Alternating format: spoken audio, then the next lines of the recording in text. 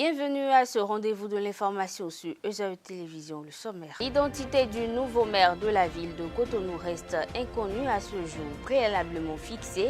Au 28 mai dernier, l'élection du successeur de Léadi Soglo, prévue pour ce lundi, est renvoyée à une date ultérieure. Dans cette édition, les impressions du maire Luc Setondia Atropo et le député Abdelkader Badamassi. Les fidèles catholiques ont célébré l'effusion de l'Esprit Saint, la Pentecôte, ce dimanche 31 mai 2020. À suivre dans cette édition, l'abbé Hubert Kedouide qui évoque l'esprit de cette fête chrétienne.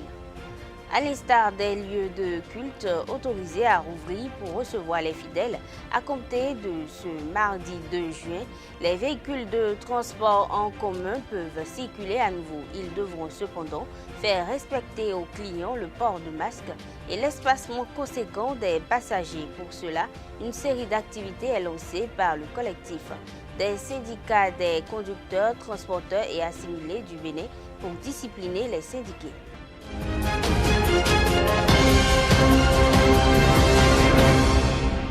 Bonsoir à toutes et à tous. Nous sommes ce jour lundi de Pentecôte.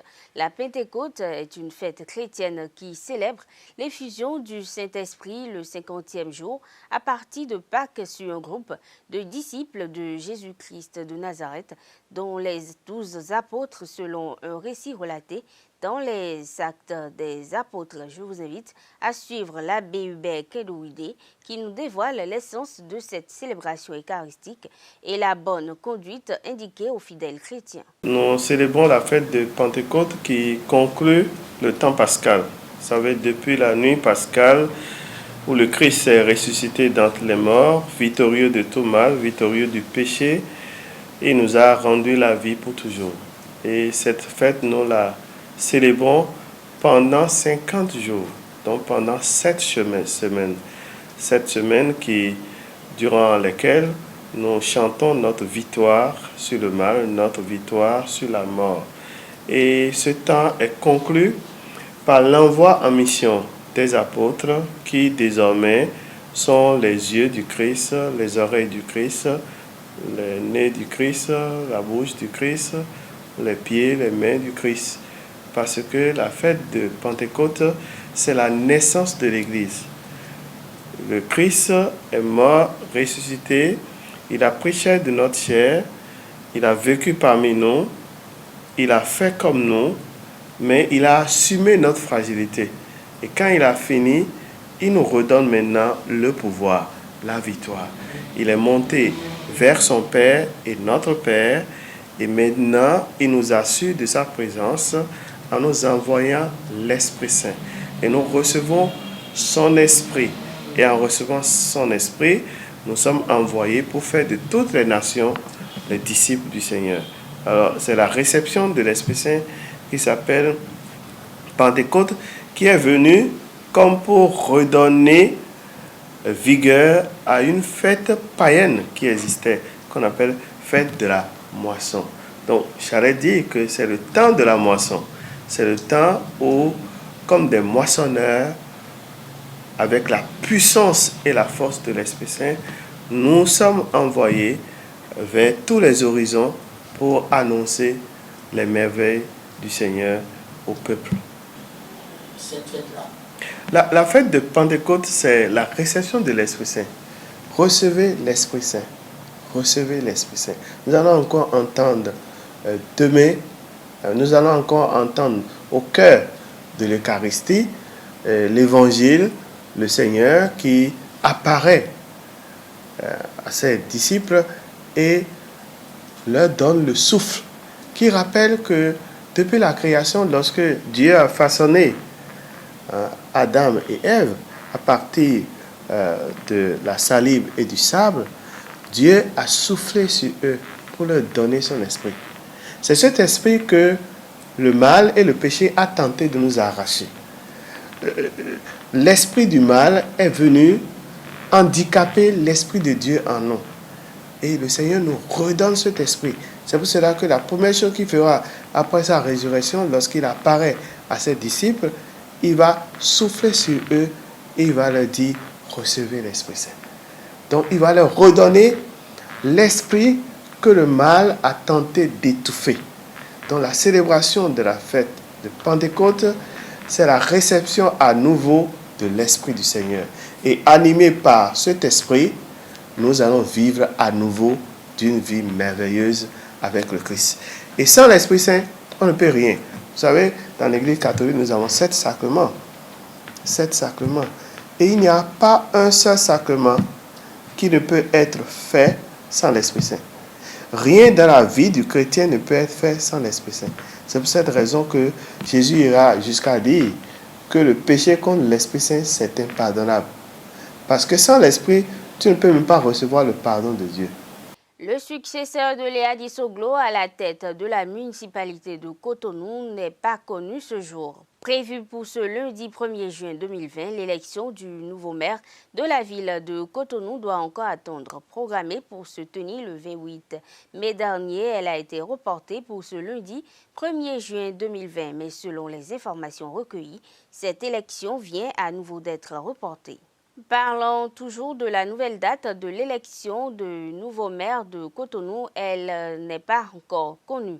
Elle va être rendue publique dans la semaine. Pour plus de précisions, je vous invite à suivre le maire Luc Setonji Atroupo et le député BR Abdelkader Gbadamassi. Élu par la population de Cotonou, nous devons travailler à mériter cette confiance placée en nous. Nous devons travailler et c'est là ensemble, parce qu'il n'y a pas eu de maintenant, il n'y a plus de temps. On est tous ensemble, on doit réfléchir au développement de la ville de Cotonou, on doit réfléchir pour relever les défis qui sont les nôtres. Que Dieu nous aide, que Dieu nous accompagne et que très prochainement on se retrouve encore ici pour avancer. Vous savez que dans la salle il y a 2 partis, il y a l'UP, il y a le BR. Moi, j'ai conduit les conseillers du BR. Donc nous, on est prêts à voter. On est prêts pour voter. Maintenant, le préfet a bien dit que lui n'a pas reçu la liste de l'UP. Donc il attend. Vous comprenez? S'il n'a pas la liste des candidats majoritaires, on ne peut rien faire. Donc c'est un report et nous allons revenir. Voilà. Non, la date n'est pas encore fixée. C'est une date ultérieure. Le préfet va reconvoquer les distingués conseillers et nous allons revenir, cette fois-ci pour l'élection du bureau exécutif de la ville de Cotonou. Prévu pour ce lundi 1er juin 2020, l'élection du nouveau maire de la ville de Boïcon est reportée à une date ultérieure. Une décision du préfet du département du Zou, Aimé Firmin Couton, au motif de la non-authentification de la liste de candidatures par les premiers responsables du parti majoritaire Bloc républicain.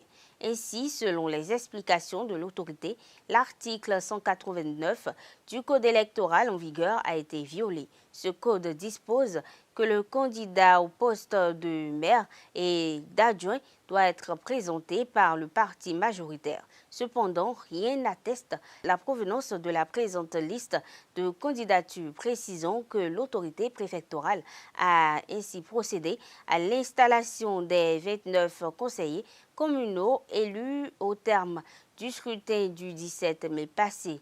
Pour rappel, selon les résultats publiés par la Sénat, le Bloc républicain a obtenu 20 sièges de conseillers contre 9 pour le parti Union progressiste dans la ville Carrefour. La commune de Zayanado dans le département du Zou a son nouveau maire. Justin Kanikbon du Bloc républicain a été élu ce samedi 30 mai 2020 pour diriger la commune pendant les 6 prochaines années. Je vous invite à suivre ses premières impressions précédées de celles du préfet du département du Zou, Firmin Couton. Nous venons de terminer le processus d'élection, d'abord d'installation, d'élection du maire, des adjoints au maire, des chefs d'arrondissement. Je puis vous confirmer que le maire a été bel et bien élu conformément aux dispositions de la loi 2019-43 du 15 novembre 2019 portant code électoral de la République du Bénin. Et ça s'est passé dans une ambiance de convivialité. Les adjoints au maire ont été élus, ainsi que les chefs d'arrondissement. Tout s'est bien passé. Le nouveau maire de la commune de Zayanado, fraîchement élu, s'appelle Kanekbo Justin. Il est assisté de 2 adjoints. tous les chefs d'arrondissement ont été également élus. Et donc, nous ne pouvons que remercier les conseillers communaux de Zanyarando pour le sacrifice consenti afin que nous ne parvenions à la fin de cette procédure. On est en élection, il ne peut pas avoir de l'unanimité nécessairement. Mais ça s'est bien passé. Alors, mes premiers mots, c'est de rendre gloire au Seigneur. Alors, celui qui m'a créé, je lui témoigne toutes mes reconnaissances cet après-midi. Et là aussi, j'ai vu que le pouvoir est vraiment d'essence divine. La priorité, sinon les priorités qui sont les nôtres pour la commune de Zanyarando, c'est d'abord le bien-être de toute la population de chez moi, Zanyarando. Nous allons tout faire pour mettre nos pas dans les pas que pose le président Patrice Talon pour révéler aussi notre commune Zanyarando. Nous allons tout faire pour que d'ici quelques années, Zanyarando soit effectivement révélé. Donc, nous allons faire un combat farouche contre ceux qui minent le développement de cette commune qu'on appelle la pauvreté. Nous allons tout faire. Nous allons taper à toutes les portes pour que d'ici quelques années, qu'on nous classe parmi les meilleures des communes de la République de notre pays. Christian Maouyon Ouetchenou de l'Union progressiste est désormais locataire de l'hôtel de la ville de Ouida au terme de la cérémonie d'installation des conseillers de la 4e mandature de décentralisation présidée ce samedi par le préfet des départements de l'Atlantique et du littoral, Jean-Claude Kodia. Un conseil de 29 membres composé de 4 femmes en son sein. Parlons du nouveau conseil communal de la ville de Ouida. Il est formé de 3 formations politiques, à savoir l'Union progressiste, le Bloc républicain et les forces Cori pour un Bénin émergent qui ont porté leur choix sur Christian Maouyon Ouetchenou comme maire de Ouida avec 28 voix pour 1 contre et 0 abstention. Ces votes, y compris ceux des chefs d'arrondissement, ont été validés par le Présidium sous la supervision de l'autorité de tutelle. Je vous invite à suivre les premières impressions du maire élu de la commune de Ouida. Il faut le dire aujourd'hui, c'est un sentiment de joie, c'est un sentiment de fierté. Fierté d'être fils de Ouida. Vous savez ce qui s'est passé dedans. Ouida vient d'écrire notre page de l'histoire. Ouida, les fils et les filles de Ouida se sont donné la main. Hier, avant-hier, et ce matin, il était dit qu'il y aura la bataille à Ouida. Les filles et fils de Ouida ont démontré que Ouida est unie plus que jamais. Ouida s'est donné la main, vieux et jeunes, femmes comme hommes. On s'est donné la main parce qu'on a compris que le développement, le nouveau défi de Ouida, c'est le développement de Ouida. En parlant de défi, c'est quoi déjà votre premier défi? Aujourd'hui, il est clair que la ville de Ouida, pour nous, aujourd'hui, doit être bâtie. Parce que la ville est vétuste, la ville est vieille, alors que c'est l'une des plus grandes villes de notre pays. Et même de l'Afrique de l'Ouest, vous le savez très bien. Et donc aujourd'hui, nous devons travailler à faire en sorte que la ville soit plus belle. Nous devons travailler en sorte que les jeunes garçons, les jeunes filles de cette ville qui ont été à l'école et qui n'ont pas de boulot puissent retrouver, avoir un emploi. Nous devons faire en sorte que les personnes âgées qui sont dans cette ville puissent avoir un cadre sain, un cadre décent pour vivre. Le transport en commun reprend du service dès demain au Bénin, une disposition qui entre dans le cadre de l'allègement des mesures prises pour contrer la propagation du coronavirus. Pour éviter une nouvelle suspension de cette activité, les premiers responsables du collectif des syndicats des conducteurs, transporteurs et assimilés du Bénin ont lancé une série d'activités afin de discipliner leurs syndiqués. Le président Noël Guédessi s'est confié à Carles Kitome. Lorsque le gouvernement nous a autorisés à commencer le travail, nous devons faire en sorte que nous-mêmes nous montrions au gouvernement que nous sommes assez responsables. Que des comportements déviants n'amènent pas la haute autorité à surseoir encore le travail. Ça a déjà été très pénible pour nous. Et ceux qui ont vécu ça, je pense qu'ils vont prendre conscience et savoir qu'il faut respecter certaines choses pour garder le travail. C'est en cela que depuis hier, on a sorti une note pour mettre en garde, en quelque sorte, tous les conducteurs, même des véhicules légers, des véhicules minibus et consorts, pour leur dire, attention, il y a des conditions. Et parmi les conditions, on en a cité 3. Respect de la distanciation. 2. Port de masque. 3. Lavage de mains. Lorsque ces 3 mesures-là sont respectées, nous avons ajouté d'autres comportements qui sont des comportements, disons, de professionnels. Par exemple, agir comme de vrais professionnels, donc ne pas conduire en désordre, ne pas faire en sorte qu'on dise mais quels sont ces conducteurs-là, mais qu'on apprécie les conducteurs de minibus comme des conducteurs professionnels. 2. Ils doivent réduire leur vitesse, c'est-à-dire ne pas conduire à tombeau ouvert, parce qu'on leur a rappelé que une trop grande allure expose à des accidents inutiles. 3. La courtoisie. Parce que voilà des choses que nous avions remarquées avant même la pandémie. Le manque de courtoisie envers les passagers. Il faudrait que, maintenant que le travail reprend, que les conducteurs puissent faire montre de courtoisie, qu'ils puissent démontrer que non, nous avons pris conscience maintenant que le travail est un trésor, donc nous devons prendre des passagers, ces clients-là, comme des rois. En ce qui concerne les mesures à respecter pour que le travail continue, même si ce n'est pas réellement tout le travail, et que le peu qu'on nous a accordé là, qu'on puisse faire ça dans la joie et dans la tranquillité, nous avons rappelé 3 règles. Respecter la distanciation, veiller à ce que tout le monde, tous les passagers portent leur masque et ne les enlèvent pas à l'intérieur du bus. Et puis 3, lavage des mains. De leur côté, les restaurants s'apprêtent également à la reprise, mais de leur côté, le moral n'est pas haut dans le rang à cause des dettes arriérées, de loyers et surtout de difficultés à mobiliser les employés. Dagbondé, un des leurs, confie ses appréhensions à Carles Kitome. Depuis 2 mois, les bars sont hermétiquement fermés à cause du confinement. On dirait même que le confinement au Bénin, c'est les bars qui ont pris le coup plus.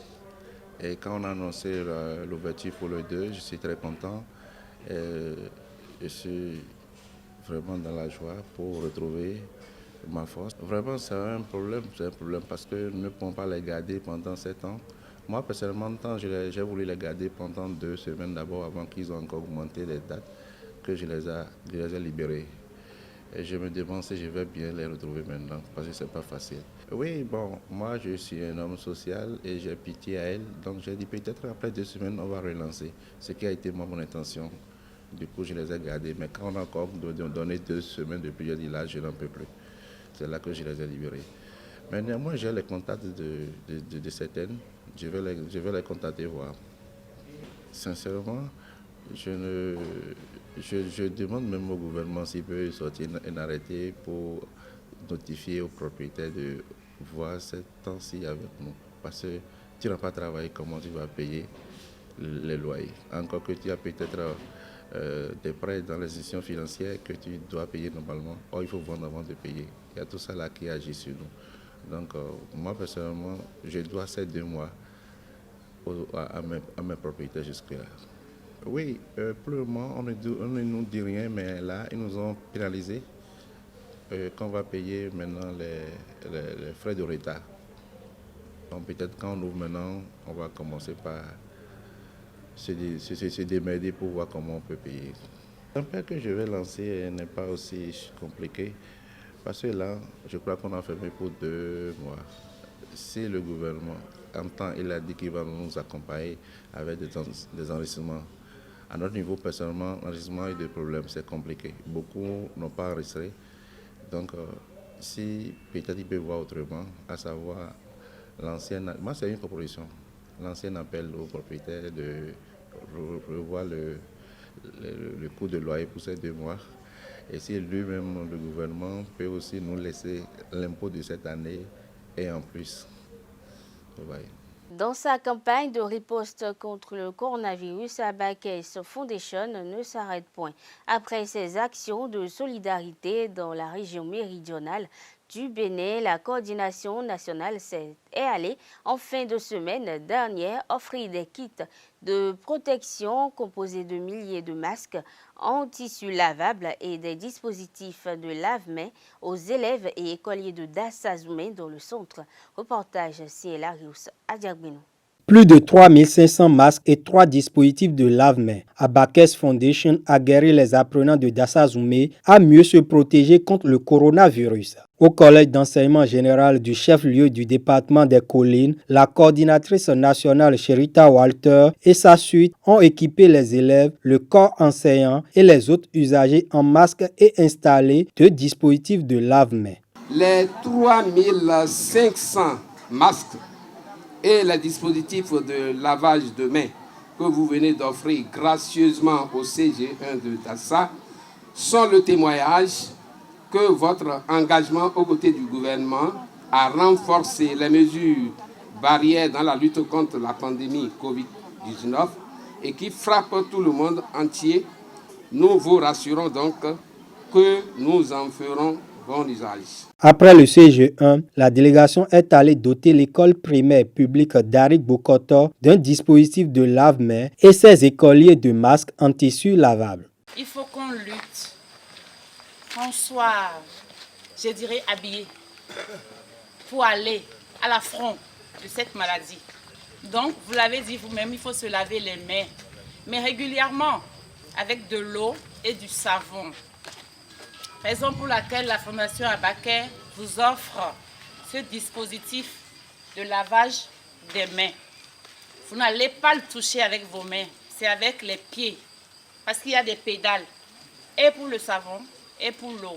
À Igbo Idacha, la campagne de solidarité et de soutien se révèle particulière pour la présidente Abakès Asongba de Rosa, ce qui témoigne de la présence de sa grand-mère maternelle, Catherine Chotan. Abakès dont on parle, vous connaissez Aziza. Vous connaissez Aziza? C'est sa fille aînée. Il s'appelait Aziza, il est déjà mort. Asongba, Romain. Son papa est de Dassa. Elle est née à Dassa. Elle a tout fait à Dassa. Elle a pensé aujourd'hui aux enfants de Dassa. Les bénéficiaires saluent la générosité manifestée à leurs égards par Abakès Foundation. Dans cette expression de gratitude, ils formulent d'autres doléances. Nous avons des bâtiments à réaliser dans l'établissement. Nous avons nos clôtures qui sont tombées alors que nous sommes déjà proches des examens de fin d'année. Alors, dites à la présidente que nous avons besoin plus d'elle. Déjà, nous vous remercions pour ce qui est fait. Et comme nous avons assez de demandes pour la jeunesse des collines, nous ne ménagerons aucun effort pour être toujours derrière vous, pour que vous puissiez continuer par nous appuyer.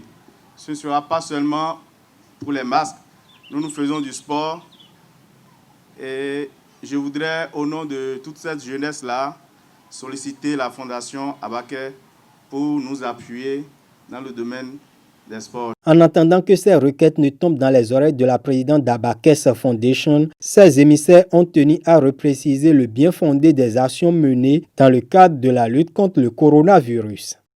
Cet élan de solidarité dans lequel s'inscrit la Fondation Abakès n'est pas dans une dynamique de rivaliser avec les exploits du gouvernement, non. Elle est beaucoup plus dans une dynamique de poursuivre et d'accompagner l'exécutif parce que l'État à lui seul ne peut pas tout faire. Je ne saurais bouger, partir de Dassa sans faire hommage à notre grand-mère, Madame Catherine Mwanji, née Chotan. On est tous là aujourd'hui grâce à elle. C'est la base, notre base. Madame Abaké de Rosa est là. Vous ne la voyez pas, mais moi je la vois. À la suite de la descente à Dassa-Zoumé, Abakès Foundation entame demain vendredi 29 mai 2020 la mise en place des dispositifs de lave-mains dans tous les endroits déjà parcourus dans les départements de l'Atlantique et de l'Ouémé. Pour accompagner les apprenants à mieux contenir le Covid-19, Abakès Foundation est retourné le vendredi dernier dans plusieurs établissements publics d'Abomey-Calavi, Semek-Bodji et Porto-Novo pour installer des dispositifs de lave-mains. Reportage toujours avec Lario Sadiaguino. Dans un marathon de plus de 9 heures, la coordonnatrice nationale d'Abakès Foundation, Sherita Walter et son équipe ont installé des dispositifs de lave-mains dans les écoles primaires publiques Kokokodji Jardin à Abomey-Calavi, Yemalin PK10 Marina, Sekandji 3, Djefa Glegbonou et Djefa à Semek-Bodji, ainsi qu'au complexe scolaire Djegandaho à Porto-Novo. Grâce à cette dotation, les émissaires de la présidente Abaké Assongba de Rosa joignent l'acte à la parole donnée pendant la distribution des masques. Hésitent les dispositifs précaires dont se servaient les apprenants pour le respect du geste barrière essentiel contre le Covid-19. Nous constatons que la Fondation Abaké a tenu parole, puisque la semaine dernière, elle nous avait gratifié des masques et elle nous avait promis que cette semaine, qu'elle va nous apporter le dispositif de lavage des mains pour renforcer les masques en vue de lutter contre la propagation du coronavirus. Notre école, Kokokodji Jardin, la main sur le cœur, nous vous disons merci. Je suis très heureux de voir la Fondation dans nos murs ce midi pour nous offrir un dispositif de lavage des mains pour accompagner les mesures prises par le gouvernement déjà envers les écoles.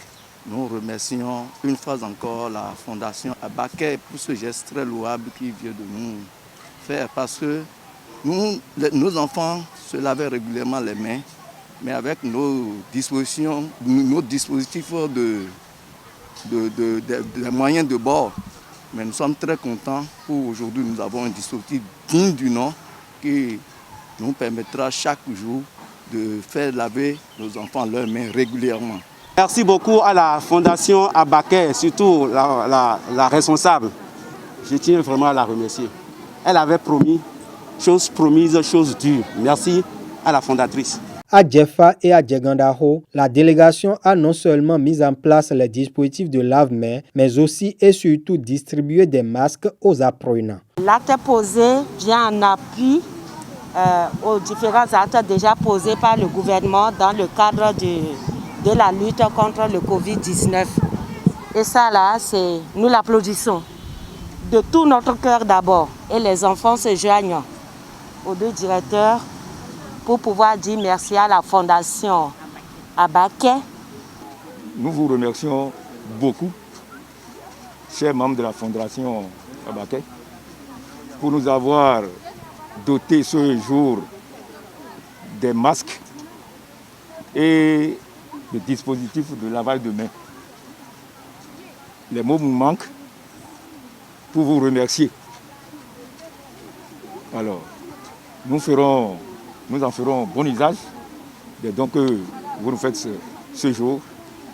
Et nous voudrions vous dire de transmettre nos remerciements aux responsables de la Fondation Abaké. La coordination nationale d'Abakès Foundation mène ses actions de sensibilisation et de solidarité en parfaite intelligence avec la présidente Abaké Assongba de Rosa. Le 11 mai, ce jour même de la reprise des classes, on s'est retrouvé dans cette école par erreur. On s'est perdu. Et le directeur m'a dit, il m'a regardé tout droit dans les yeux, il m'a dit, ok, vous vous êtes trompé. Et vous allez repartir, nous laisser comme ça? Je lui ai répondu, sincèrement désolé. On est sorti avec un plan, mais nous allons revenir. Grâce à Madame Abaké Assongba de Rosa, la directrice de cette fondation, on est revenu. les enfants se lavaient les mains, certes avec de l'eau et du savon, mais de façon peu orthodoxe et peu incommode.